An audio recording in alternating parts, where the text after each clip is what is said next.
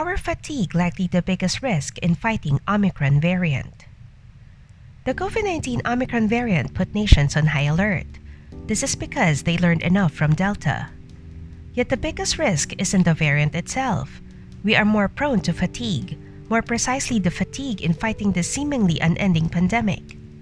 So, how can we overcome this exhaustion that has lasted for 2 years already? But before we continue, please like this video if you find this informative and subscribe to our channel for more interesting and informative content. Don't forget to click the bell icon too to get the latest updates. When Delta struck, the healthcare system was overwhelmed and almost at the brink of collapse. India suffered a heartbreaking situation. Oxygen tanks were depleted, hospitals were overloaded, and dead bodies were mass cremated.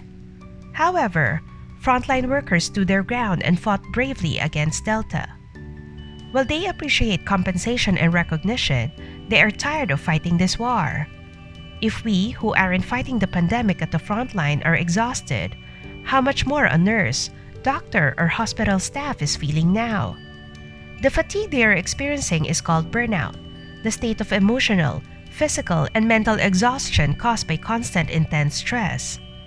The protective gear they use is hot and uncomfortable.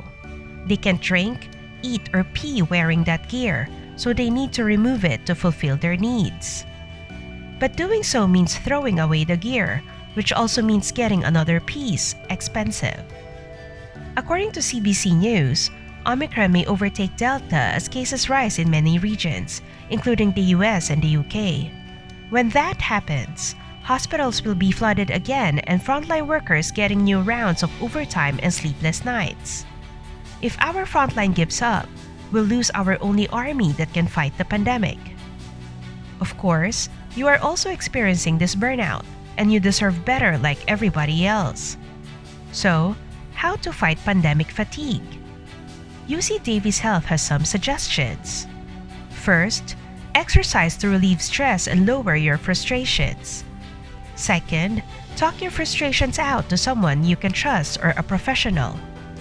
Third, be constructive because we are in this together. Each has a task to fulfill.